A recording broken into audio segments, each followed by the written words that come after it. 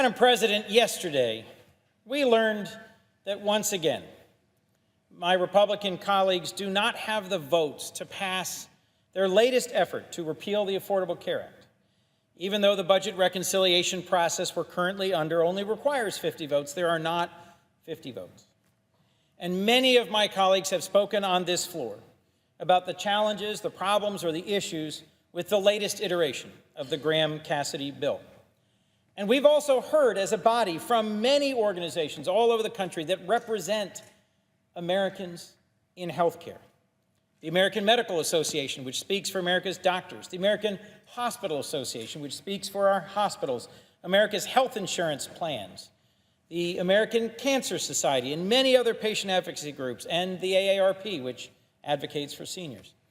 All have weighed in about the challenges with this legislation. But rather than continuing to bear down on that point, I'd like to just quote a colleague and hero of mine. Senator John McCain said on this floor, "We should not be content to pass health care legislation on a party line basis. The issue is too important. Too many lives are at risk for us to leave the American people guessing from one election to the next whether and how they will acquire health insurance. A bill of this impact requires a bipartisan approach." Senator McCain also said, "I hope that in the months ahead, we can join with colleagues on both sides of the aisle to arrive at a compromise solution acceptable to most of us and that serves the interests of Americans as best we can," end quote. Madam President, Senator McCain is right. Fixing and improving our health care system cannot be done on a partisan basis.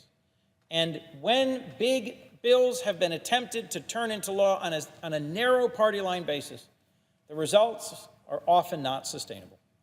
That's why we have work to do together, because this issue of providing for America's health care is too complex, too big, and too important for us to do with only one wing or one party. I was encouraged, as were many colleagues, Republican and Democrat, when Senators Alexander and Murray, the Republican and Democratic leaders of the Senate Health and Education Committee, held bipartisan hearings.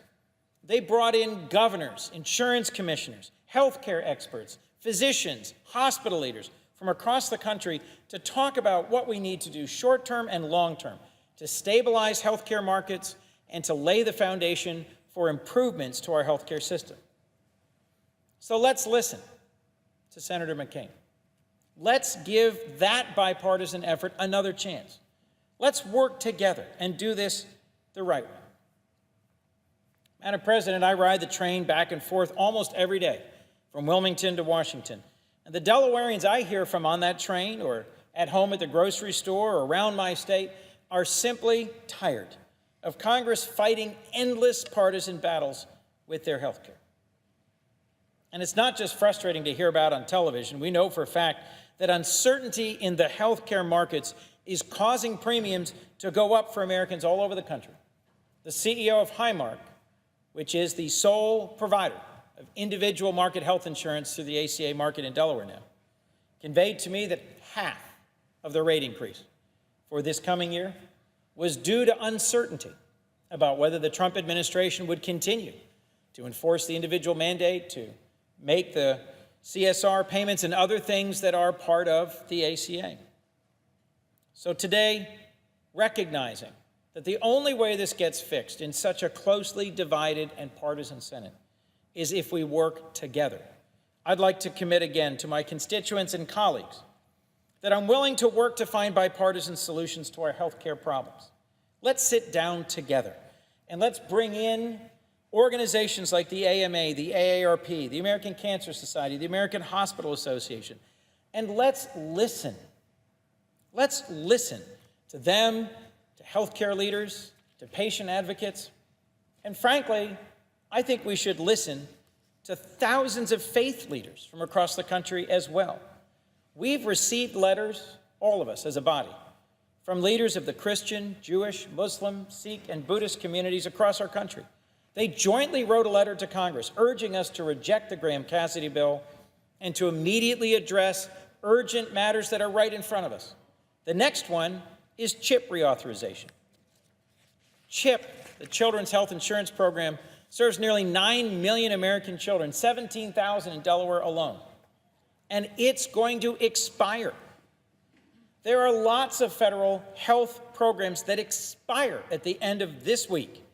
The Children's Health Insurance Program, the Community Health Center Fund, which provides access to cost-effective primary and preventive care for 26 million patients throughout the country, the Teaching Health Centers funding, the Special Diabetes Program. There is a whole list of healthcare-related programs that expire at the end of this week. And so I think we need a sense of urgency.